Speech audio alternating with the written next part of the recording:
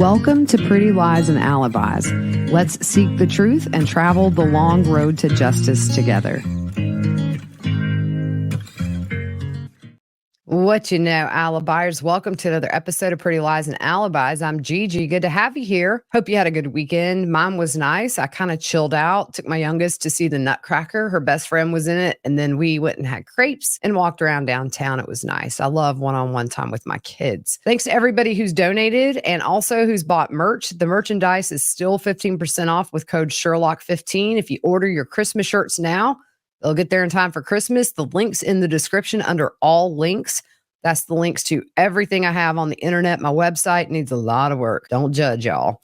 If you're on YouTube, don't forget to hit that like button. Subscribe if you haven't. Share the video with anybody you think might like to start learning about this case from the very beginning. This case is 9.5 years old. There's a lot to catch up on. What I plan to do after we're finished with this is I plan to skim the surface on Jeff's police interviews. He testifies later at trial. I do want to dive deep into Luis Rivera's proffer. It's very important. He pled guilty, took a plea deal, testified against everybody else, and spilled the beans. Favorite thing in the world, other than covering trials live, is to dive deep into a case, into the documents, into the proffers, into any previous trials that have happened, and kind of pull it all together into a timeline. So that's what we're going to do here. By the time Donna's trial rolls around, you're going to be ready. Really curious to see if anybody turns on anybody. You have Charlie, who was recently convicted. He's going to prison for life. One thing that came out is in the week after Charlie's conviction, Charlie and Donna talked on the phone with Charlie in jail for over 30 hours. A lot of people ask how. Well, Charlie clearly is at a facility that has tablets. As long as you have money on your books, you can sit in your cell all you want and talk to people. That's a lot of talking. And I hope some Freedom of Information Act is filed and we get copies of those. It's going to be good. Just to recap where we left off, I haven't done an episode on this since last Thursday. Wendy's friend Jane, she was told to leave. She had been there long enough. They needed to keep going. Also, Joanne, who represents special victims, and Sarah, who is the victim's advocate, they were in the room explaining to Wendi that one of the two rabbis that she named was in town. It was the one Wendi did not like that was going to see Dan. And Joanne tells Wendi the rabbi asked about her, asking if she needed anything. They reached out to him about going to see Dan. He said, absolutely anything that's needed. Joanne said she spoke to Lynn. That's the woman that went and picked up Wendi and Dan's boys. Also, the kids are clueless, haven't been told anything that's going on. Wendi asks if she's going to be there all day. And Joanne said it really depends on how long it's going to take for that phone to get downloaded. She also said that her car is back. Remember, she gave consent for them to search her car. Wendi tells Joanne they want to talk to the investigator about a potential lead. Joanne said she would let the investigator know. Before Jane left, Jane brought up Jeff, not Wendi. That was one mistake I made in the first episode. It was Jane who initially brought up Jeff as somebody to look into. That's where we're at. The investigator and the victim's advocate come back in the room and ask Wendi about some phone numbers. Wendy's like, I didn't call any weird sex hotlines. Okay, good to know. She identifies one number as Dan's. The investigator asks, now Charlie's your brother? She says yes. He points out two different calls and asks if those were to him, and Wendi says yes. They identify some friends of hers that she called. She texted some others. At this point, Wendi has her phone back, by the way. She has a message saying to call Jimmy, and that's her attorney from the divorce case. She asked the victim's advocate if she should call him. The victim's advocate said once the investigator is finished with her, she can call whoever she's comfortable talking to. Wendi was going through all of her messages. People are asking if they're okay. She says she doesn't even know who half the people are that are contacting her. Wendi asks if she can listen to one message. She asks the victim's advocate. She needs to see why she needs to call her divorce lawyer. She doesn't wait for the victim's advocate to answer. She just puts the phone up to her ear and listens to the message. She finishes listening and she said, it's weird. So why would Jimmy need to talk to me? Because he's the lawyer from my divorce case. Wendi says that overall her messages look like a whole lot of nothing. And then she casually mentions that she can get a sale on some Victoria's Secret stuff. The victim's advocate asks Wendi for her phone number, saying that sometimes she forgets to ask, but she wants to write it down because clearly after this, the victim's advocate's going to be back in touch with Wendi. The investigator comes back in. Wendi explains that she's just looking to see who's contacted her. She mentions that her attorney contacted her, and he's like, what attorney? Her divorce attorney, and he just was advising her that they got a new judge for the ongoing litigation that her and Dan had going on. The investigator said, I didn't know earlier, but apparently you've got a guy in your life named Jeff. And he says to tell him about Jeff. Wendi apologizes and says she wasn't trying to hide anything. She said, I just didn't think to tell you about him. She said that Jeff's been her boyfriend and they've been dating since the end of October 2013. And she said her friend Jane, the one who was just there, was the one who actually set them up. And that's why she thought of Jeff first. She said that her and Jane went on a walk earlier this week and talked. And Wendi wasn't sure that she wanted to continue dating Jeff. She said they had a fight at the end of June. It was really weird. And Wendi went away for 2 weeks. And when she got back, she asked for no contact for about a week so she could just kind of go through and figure out what she wanted to do with the relationship. The investigator asked, when did you ask him that? Wendi said it was Monday night, which was July the 14th. That would have been 4 days before the murder. July 18th, the day we're at now, that's a Friday. She sent an email to Jeff after yoga Monday night. The investigator asks, is this his yoga class or your yoga class? Wendi says she goes to yoga. Sometimes Jeff would join her. The investigator says so Monday night after yoga. Wendi says, yeah, I sent him an email saying my heart is heavy. I'm trying to figure out what to do. So give me a week and we'll kind of figure out where to go from there. She said, I haven't had any contact from him. You're talking about the week of the murder, and she wants a week from that Monday to not have contact. The investigator asked if he was amicable with that, and Wendi said he didn't respond. She said, I'm going to take your silence as acceptance. The investigator said, oh, so you were in person? And Wendi said, no, I emailed him after yoga. He had been asking her about going out the next night and some that week. Wendi said she has a hard time saying no to people, and she didn't say no in person. So later when she got home, she wrote him and said she needed a week of silence to get some clarity on where they stood. The investigator asked, no response. And Wendi said, I bought some birthday presents for Ben when we were in Destin. Those presents were at Jeff's house. She said, I came to work and there was a bag of presents from his house, but I'd asked him at yoga to bring them that next morning to their work. She said, I'm not in the office 9 to 5 right now because she just finished teaching. Students are out of session. So she has writing deadlines and works from home or sometimes at a coffee shop. She doesn't know what time he dropped those things off, but she says she could ask her assistant. She said, I was without the boys most of the week and was looking for something to do, so I thought I could wrap the presents. The investigator asked how long she's been seeing Jeff, and she said since the end of September. The investigator asked if since September they were exclusive, and she said in the fall she was dating someone else too. And post-divorce, she said she was slow to evolve.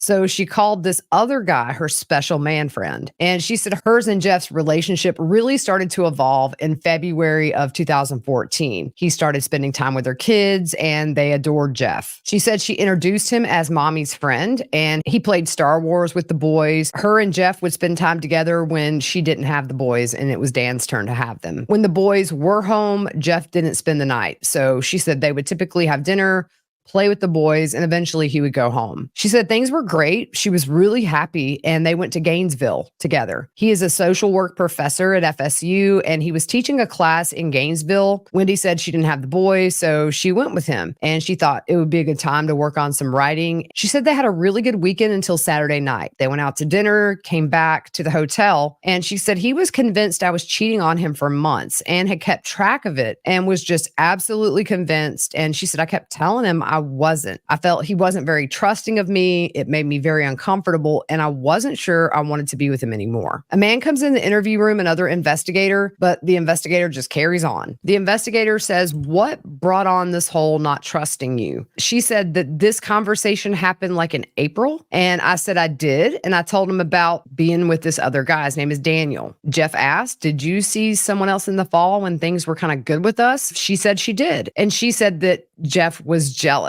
and told her he did not want her seeing this other guy again. Wendi says that the guy she was dating was moving and she wanted to go have coffee with him before he left town. And Jeff said, I don't want you to do that. Wendi said they had an argument about it. And she said, I went and had coffee with him anyway.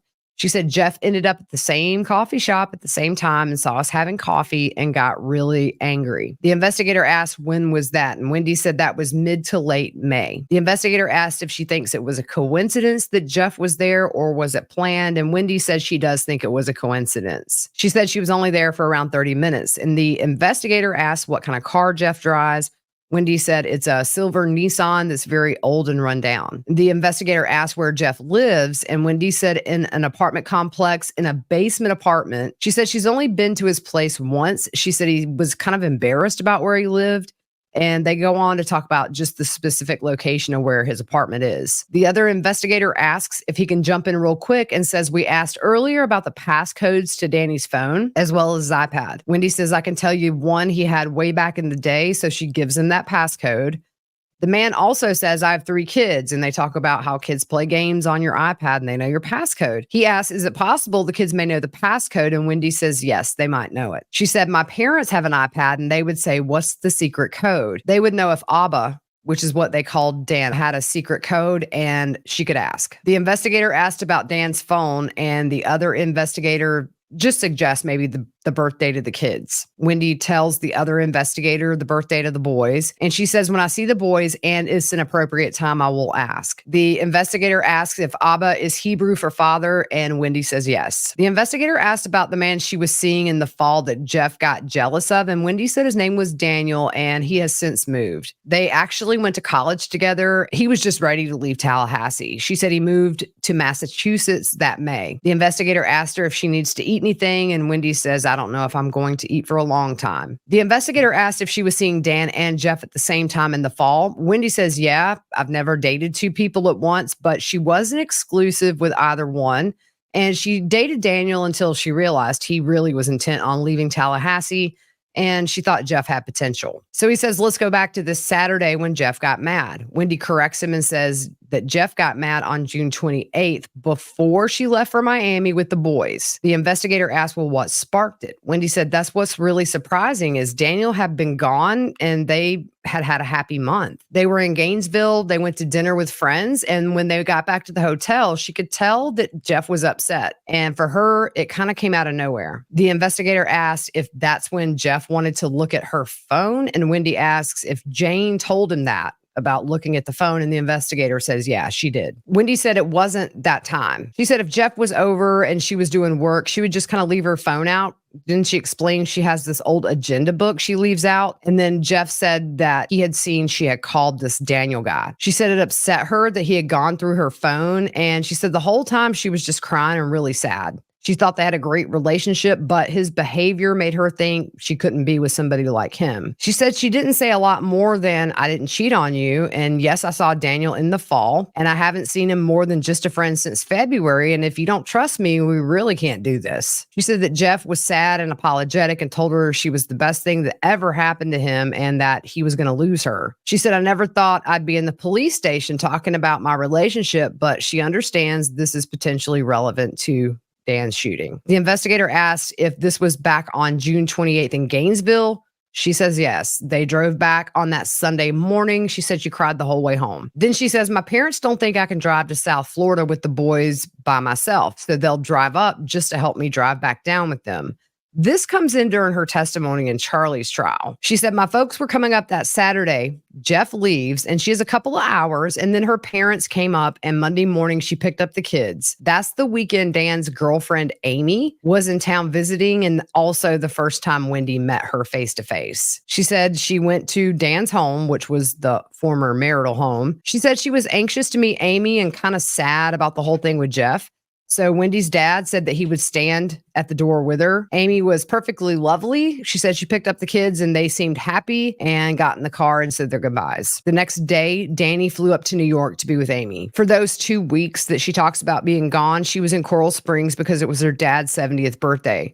She said her parents were there. Her brother, Charlie, also her other brother, came down on July 5th, and they all had a party. Dan came back on July 11th in time to pick up the boys. Wendy's parents made the trip back to Tallahassee from Coral Springs with her and the boys, and she said she lost her voice. Saturday morning, she took her parents to get a rental car so that they could go back home. By the way, at this point, Wendy's kind of using her phone calendar to verify these dates. Wendi said she had a cold and stayed in her house all day Saturday, which would have been July 12th. Sunday, July 13th, her and Jeff went to go see a movie. They got some dinner and talked. She said it was confusing because it was nice to be with him and she missed him, but she also felt uncertainty given his behavior. She said she has kids, she feels really protective, and the investigator kind of jumps in and clarifies the date they went out, which was the 13th.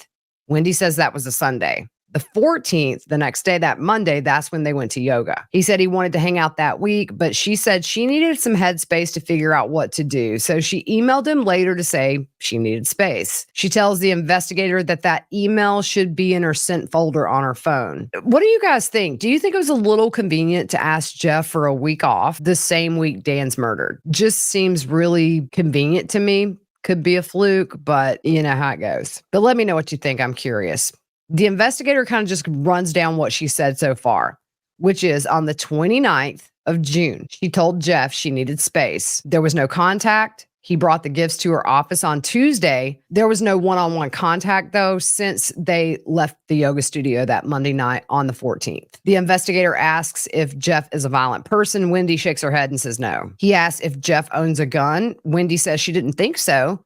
She said, my guess would be 100% no, but then again, she was only at his house one time. She said he certainly could have a gun and I wouldn't know about it, but he never talked to me about a gun. The investigator asked if Jeff lives alone. Wendi says yes. She also says Jeff was in the military. He grew up in California. His dad was in the Air Force, and Jeff was in the Air Force at Eglin Air Force Base. He started going to community college, taking classes, really bright. He ended up getting his PhD at FSU, and he taught in Arizona and had just got hired there at Florida State. That's how Jane knows Jeff. She's doing her PhD in social work, and Jeff is a professor in social work. The investigator says he wants to go get a picture of Jeff to be sure they're talking about the right person. Wendi says she has a picture of him on her phone. She flips through and shows the investigator a picture of her, her parents, and her sons at her dad's birthday party. She shows the victim's advocate and says that her boys have blue eyes. She also says Danny had blue eyes. The investigator said he's going to get a Wendi interrupts and says she wanted to call her parents and asked if she should wait. The investigator says to wait a couple of minutes because he wants to get this picture of Jeff from the database just to be sure that they're talking about the right person. Wendi asks if she can listen to messages, and so she does. When she finishes, she said that message was strange. She explains that Tracy is this woman that she was really good friends with, and Tracy and her husband live on Trescott Drive, which is where Wendi used to live and Dan still lived at.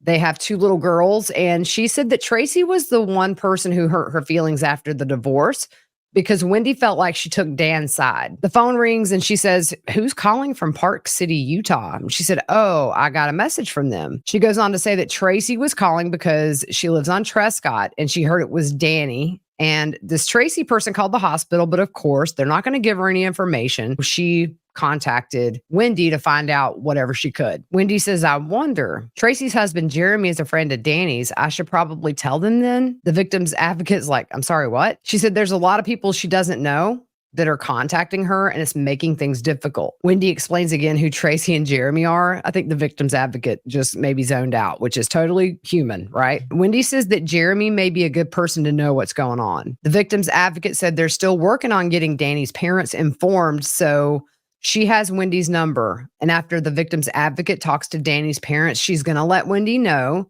She said things like this start to get around. I suppose sometimes too for your benefit because you're going to get bombarded with calls and messages. And she suggests if Wendi is comfortable with it to have someone else man her phone or something like that. I bet that didn't happen. Wendi said she wants to see who called from Utah, so she checks her voicemail. She says, oh God, it's the academic dean from the law school. And he says, it's an emergency. Wendi says, I guess it's an emergency because he wants to know what's going on with Danny. Wendi says it's not an emergency. And the victim's advocate says you really don't need to talk to anyone but who you want to talk to. She listens to the voicemail again. And she says, Lynn called at 4:47 p.m., not knowing anything, just to chat. The victim's advocate said that might have been just before they got in touch with Lynn. Wendi listens to another voicemail, and at one point she asks the victim's advocate if she can hear it, and the victim's advocate says, I can kind of hear it. Wendi's finished listening and tells the victim's advocate that was her friend from lunch, and she said she thought it was Danny's fault. She was at the police station. I think that's interesting. Did you hear it? It's almost like she's planting these little seeds of everybody's thinking Dan did something to me. not something happened to Dan. And I thought it was interesting because there's another time where she asked if she could hear something. Both times it is something that would play to her benefit, I guess you could say. Joanne comes back in and asks Wendi if either of Danny's parents have any medical issues. And Wendi says, oh God, they're going to get called right now. Joanne says they're working on it, but they're trying to get law enforcement to go notify them. Wendi says his mom is a large woman and has some ongoing health issues. And then she says they're both turning 70 this year. She puts her face in her hands and says, oh my God, I just can't. Joanne asks if she knows the number for Danny's sister, whose name is Shelly. Wendi looks and she says she thinks she has it, but she's been deleting stuff lately that she's not using. She doesn't have Shelly's number. And Joanne says they've tried to call Dan's mom, Ruth, but she didn't answer her phone. Wendi says she has Dan's father's number. His name is Phil. And so she gives that to Joanne. She says they have a vacation place up north and they go on the weekends. She doesn't have that number, but Phil might answer his cell phone. They kind of talk about it being an 877, like a toll-free number. And Wendi says he does a lot of business. Wendi says, let me see if I have the country house number. Wendi asks if there's an update from the hospital. As Joanne is saying no, she had talked to the ICU nurse. Like, Wendi is not paying her the least bit of attention, even though she just asked, have you talked to the hospital? Which, if the father of your kids is laying there with 2 gunshot wounds to the face, I think I'd want an update. But she says Danny's parents are recently divorced. She gives her phone to Joanne and says she thinks Dan's mother, Ruth, is the number she's showing her. Joanne says they like to do this in person, but they're not having any luck tracking them down. They don't have an address. Joanne Googled and found business information, and Wendi says they're not going to be there. And Joanne says, so this is what we're going to try to do, essentially, is tell them over the phone. The victim's advocate explains they need to get in touch with his parents because eventually somebody's going to have to make decisions. Wendi says, okay. She keeps looking at her phone, and she says, it's bizarre to get these messages about a book club. And then randomly she says, oh my God. Then she says, I can't help but feel this is all my fault. The victim's advocate asks, why would you feel that way? And Wendi says, well, why would somebody do this, right? Like, if I'd still been married to him, there wouldn't be anyone that was angry. There wouldn't be any disgruntled, wouldn't be Amy's husband. This can't be a random act of violence. This has to be on purpose. Somebody did this for a reason. The victim's advocate says, I tell everyone, you don't cause people's actions. You can control your actions, but not others. She says she'll make recommendations for Wendi and the boys, but for now, let's just focus on tonight and what they have to do there. Wendi picks up her phone and says, I need to cancel some plans. She said, it's 6:30. I'm supposed to be at a party by now, so let me tell the person throwing it. And then she goes on to say the person throwing it works at a funeral home. She said her friend Elizabeth is a mortician and she is the prettiest mortician I've ever met. Then she asked the victim's advocate, what did the investigator say I should tell people? The victim's advocate says, I'm sorry, I can't make it tonight. I'll be in contact soon. Wendi's typing it out as the victim's advocate saying it. The victim's advocate asks if this is that stock the bar party that she went and got the bourbon for, and Wendi says yes. And then she asks, is that a thing? The victim's advocate says, I think it's for people getting married, so you might not have a lot of money for the wedding, but at least you have all your liquor. Wendi says, and tomorrow, and she's going to cancel some more plans. So at this point, the victim's advocate interrupts and says, don't worry about tomorrow. Do your tonight, since you're supposed to be there. Wendi says, I feel I shouldn't be going on about my life as if it were normal. And then she says, my boys. The victim's advocate tells her that she'll be able to call her parents soon. She said, I think once your parents get here, they'll be able to help guide you on what's best. So don't worry. Keep yourself in the least amount of stress. And Wendi just kind of laughs. She said, Robin keeps telling her she needs to call Jimmy. That's the divorce attorney. And the victim's advocate says, who's that? Wendi says, my divorce attorney, and Robin is a good friend of hers. She said she may need to send an email to her divorce attorney saying that she's heard there's something urgent and ask if he needs anything. The victim's advocate says, look, if that'll make you feel better, that's fine. She asked if they had anything new regarding the divorce. Wendi said that she had a meeting that was coming up, and she said basically what happened when they got divorced last summer, the settlement agreement was that Danny would stay in the house and that he would pay Wendi half of what the house was worth. He had until mid-October to do it, and he never did it. Wendi asked him, where's the money? What happened? Dan, according to Wendi, said, I have compelling reasons why I'm not paying it. And I said, what are the reasons? Dan told her, I'm not telling you. So she rehired her attorney, and they filed a motion in court. She said it's going on and on, taking forever to go through the courts.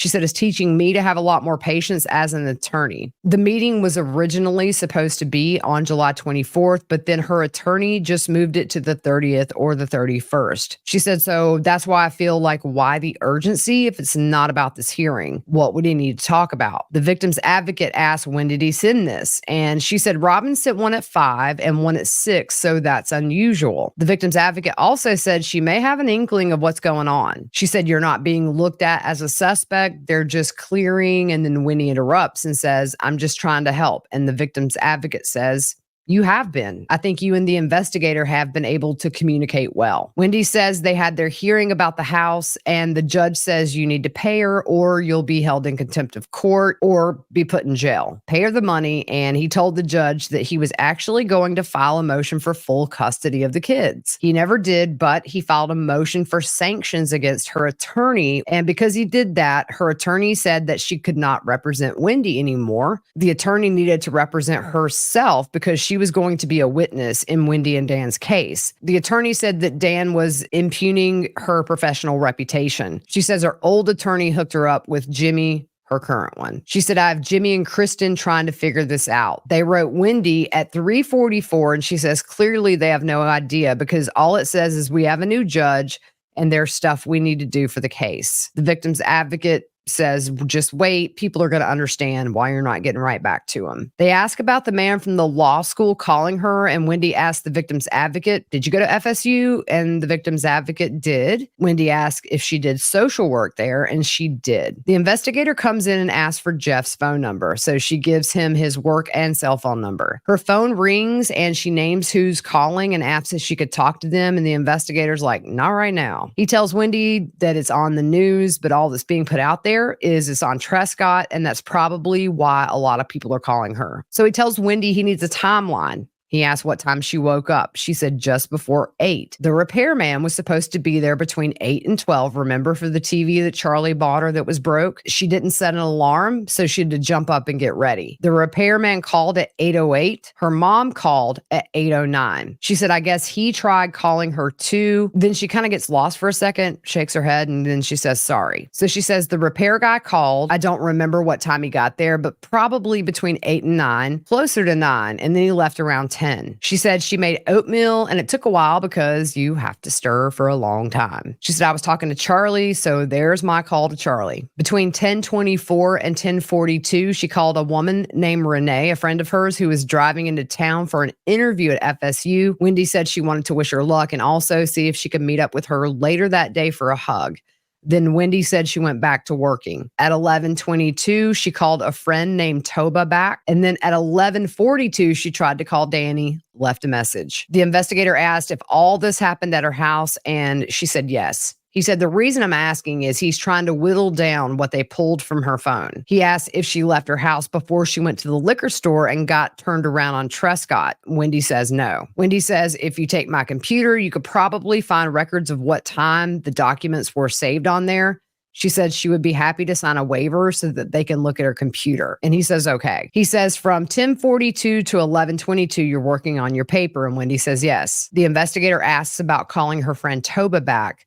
Wendi said she left her a voicemail and was working in between, then says, I'll be good. I'll get you my computer if you want to take a look at the documents. She also says you can go into my email. It should be there from when you did the phone extraction of what time I sent messages. Before she left the house at noon, she sent the email with the edits, the citations to the law school library to have someone look her citations over. He asked if she has a way of showing the timeline of when she left the house, and she said yes. At 12:27, she called back a colleague whose name is Joe Davis, and she called from the car as she was pulling out of the driveway. She did speak with him, but he was busy. So at 12:29, she calls someone named Laura and left a message. Then after that, she called a friend from Boston whose name is Jeff, not the same Jeff we've been talking about, but a friend of hers who just had a baby. They talked for 16 minutes as she was on her way to the liquor store. She said the connection was cut off, so she went into the liquor store, tried him again. They talked for a few. The connection cuts out again, and she went to lunch and decided to call him back later. He asked if she went to the liquor store, if she already knew what she was going to get, and she said yes. She doesn't know anything about bourbon, but was supposed to go to the Stock the Bar party. She asked what kind of bourbon they liked. It was written down, told the guy working at the liquor store what she needed. So he pointed her in the direction of where she could find it, and she grabs what's written on the paper. The investigator asked if she discussed, is this a good bourbon or a bad bourbon? She said, no, I'll walk up. He asked for my ID. Well, they all kind of bust out laughing, and Wendy's like, hey, why are you laughing? I could be 18. She tells the clerk that she's old as dirt. The clerk says, you're not old. And then he tells her that her eyes are so blue. By the way, her phone just keeps dinging. If I were the investigator, I'd be like, can you turn that off? He shows her a photo of Jeff, probably pulls like a driver's license photo. She says, yes, that's him. He asked her to put his name below the photo. She said, this is creepy. She said, it looks like him as a student. And the investigator asked her also to sign her name and date it to say that that's Jeff. He then tells her, you can call your parents. She says, okay, I really don't want to make that call. He says, I know, you can wait. And she says, no, I want them here. I don't want them to know what's going on. She said they're very emotional. They're going to get in the car for 8 hours after this phone call. And she said, my mom's more emotional. Dad's more of a straight shooter. Joanne said that the man whose house the boys are staying at is going to go to Wendy's house to get some clothes for the boys, but needs the code to get in the house. Also, they spoke with Dan's dad and also the hospital. Wendy said, I'm sure that Dan's dad is devastated. Joanne says, apparently he's in Colorado. And Wendy's like, oh. Joanne says the nurse at the hospital said the rabbi is there.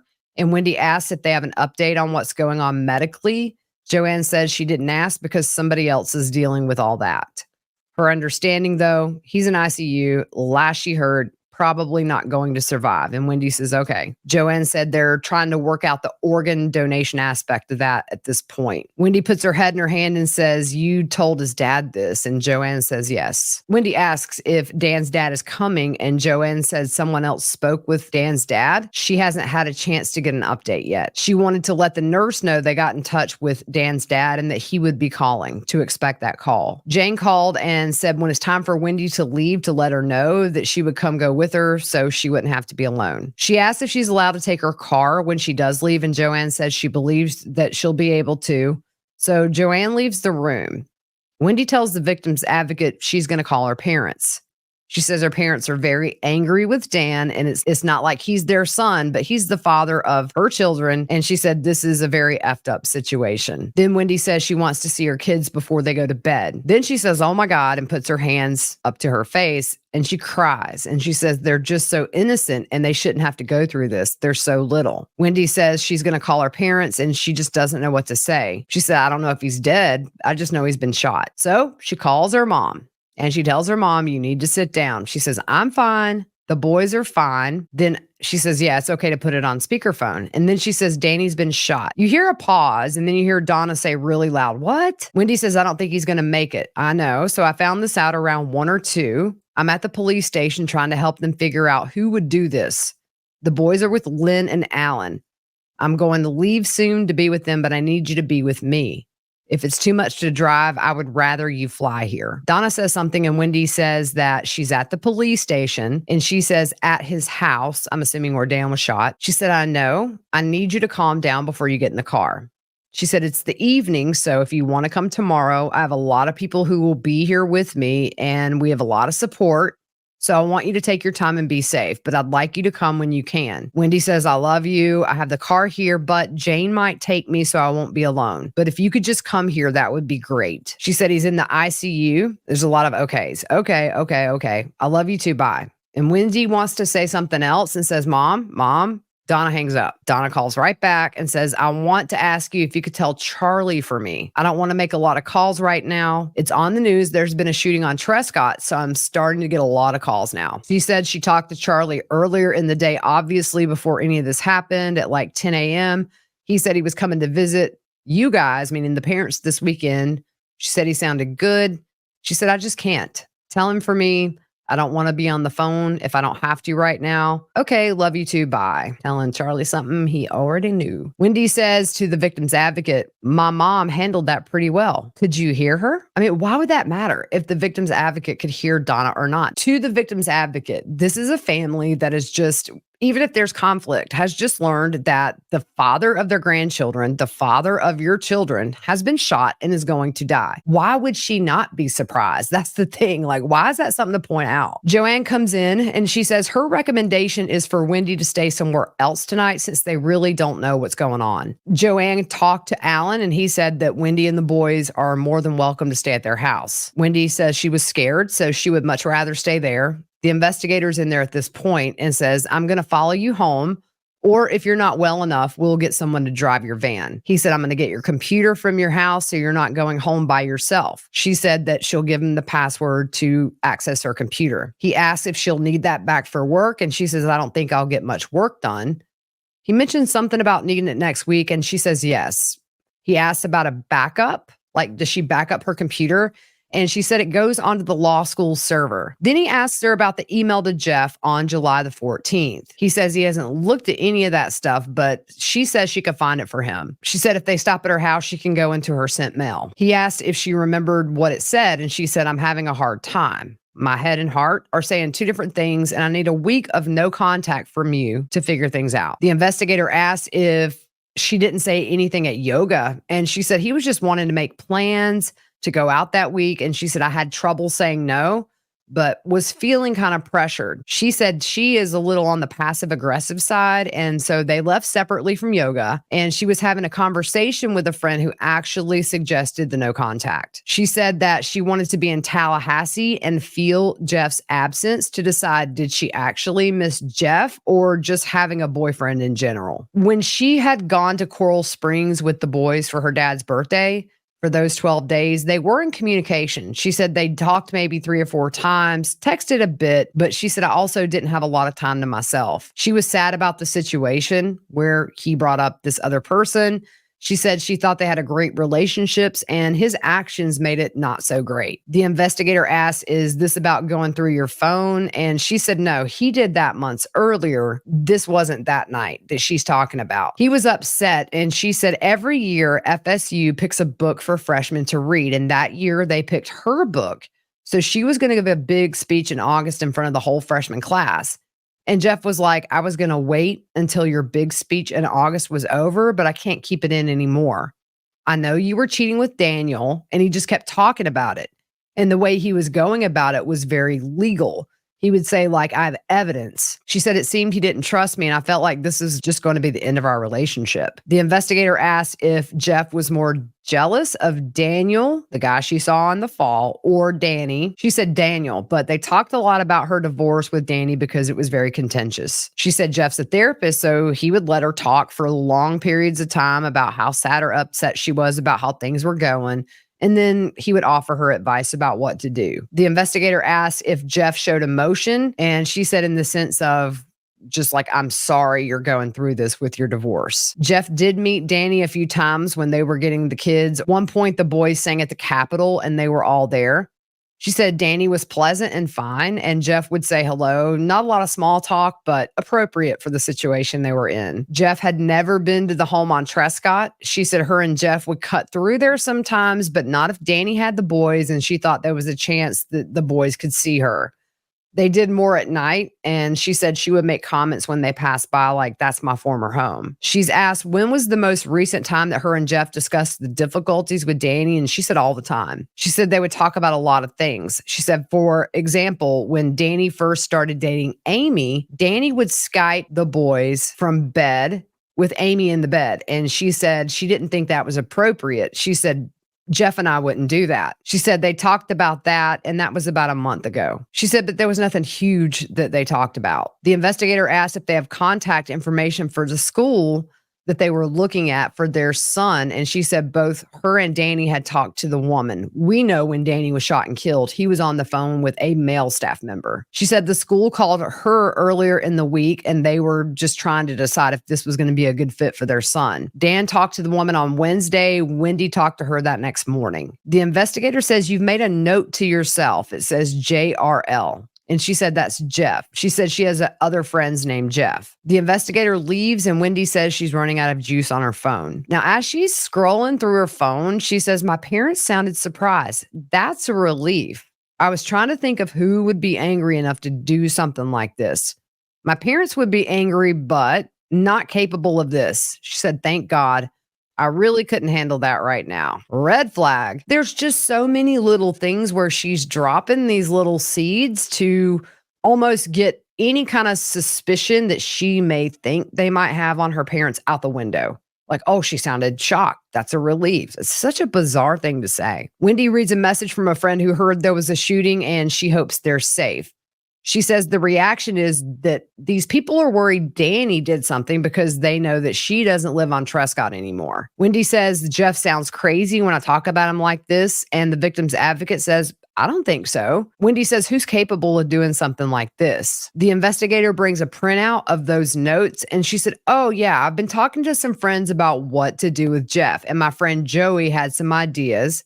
I put that in my calendar for Monday, and these are things I wanted to talk to him about. She said, with Daniel moving, if you're going to be insecure, if it's not Daniel, it's going to be somebody else. She said she had actually talked to Daniel just that week. He's in Massachusetts. He's happy.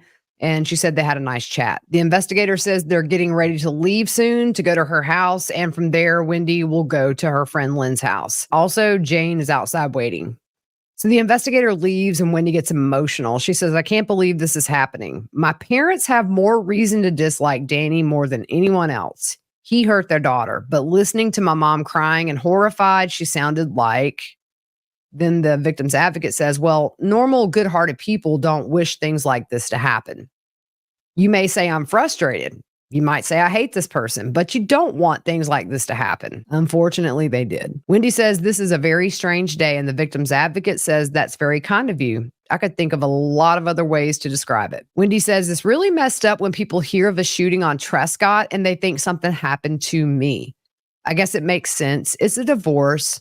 People do crazy things. Wendy says she would really like to get out of there. So they have some small talk, and Wendy says, take my computer. There's nothing on it. Maybe they'll find something useful. Wendy asks if keeping a routine is good for the boys and asks if she should let them go to school on Monday. Then she says she didn't want the boys out of her sight. The victim's advocate says the police may know more than they're telling her as they investigate this, and that's just to protect the integrity of the case. Wendy said on the ride over to the police station, she was wondering if she could be framed for something, and I'm still going to end up in jail. The victim's advocate says that's your attorney brain working. Or is that a guilty conscience? We don't know. I can't imagine Jeff would do this. I see why he's a good suspect. Jane thought of him right away, and I didn't. I wasn't trying to be protective of him. Then she says, I feel like a fierce mama cat. I want to get to my boys. I know they're okay, but I need to be with them. She said, okay, so Danny's not waking up. I don't want to tell my kids their father is gone if he's not. The victim's advocate asks if she can be around them tonight without telling them. And Wendy says yes. The victim's advocate says, maybe you just wait until in the morning when you know more. Wendy says, if he doesn't make it and it's official, is somebody going to tell me? The victim's advocate says they'll tell me, so I'll just remind the investigator to let me know. Wendy says they'll figure out who did this, right? There's unsolved cases, right? The victim's advocate says, yeah, there's unsolved crimes, but the investigators here are really good. Wendy says they don't seem to be worried about my safety. And the victim's advocate says probably because there's no indication they need to be yet. Wendy says she has an alarm at her house, but she said it was really her parents who thought she needed it being single with children. Wendy says she doesn't think these house alarms are useful because by the time something happens, it's too late. She said, I'm trying to picture the kids waking up. They're going to want to eat ice cream, and I don't have the energy to impose any restrictions. Wendy says, what do you tell your kids when your father is murdered? The victim's advocate says, I would tell them he was really hurt and went to heaven or whatever they can comprehend. You could say some very bad person hurt your dad. And Wendy said they're going to be scared because what if the bad person hurts me and then they're going to be orphans? Then she starts crying. The victim's advocate tells her, just take it a day at a time. Wendy says, how do I go to the house and tell them what's going on? And the victim's advocate says, well, when talking to your parents, you were very composed. She says, talking to my parents and talking to my kids. Then she asks if she can text a friend who's a child psychiatrist. She said, I'm sorry, I feel like I'm a suspect and I need to keep asking. The victim's advocate says, no, you're not a suspect. Wendy said she was going to take her dad on a birthday trip when Danny took the boys to Canada for 2 weeks. Then she says she wants to make sure Dan's parents have access to the boys. She says she didn't have a good relationship with his parents before.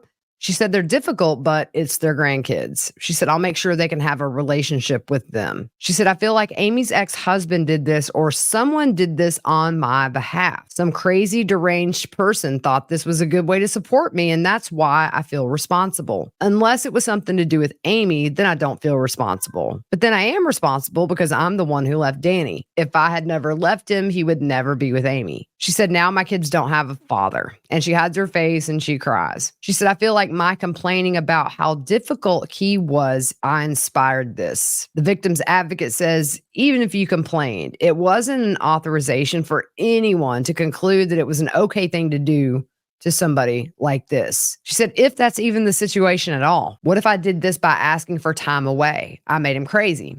The victim's advocate says, well, you really didn't say there was anything to make you think it was Jeff. Wendi says he didn't like Danny because Danny hurt me, but she doesn't think he would do anything like this. And then she mentions he's a therapist. She said that her and Danny had a parenting coordinator. Danny didn't like the last one, so he fired her. They've been without one for a while. She said it's been dragging on. We had a meeting on July 24th with a potential parenting coordinator, and she said Jeff helped her. She said, I didn't ask him, but he wrote a long email. Now, that's where the interview cut off. I could not find anything that concluded it. But at this point, the investigators told her, we're leaving. We're going to your house to get your computer, get some things for you. So I don't imagine we missed anything of substance. That concludes Wendi's interview with police. So on the next episode, we're going to skim through some of Jeff's interview with police. Then we're going to dive deep into Luis Rivera's because he lays out how this all came to be and what happened on the failed attempt trip and on the trip where they were successful. So that's it for today. Hope you guys have a good rest of your evening. We'll see you soon.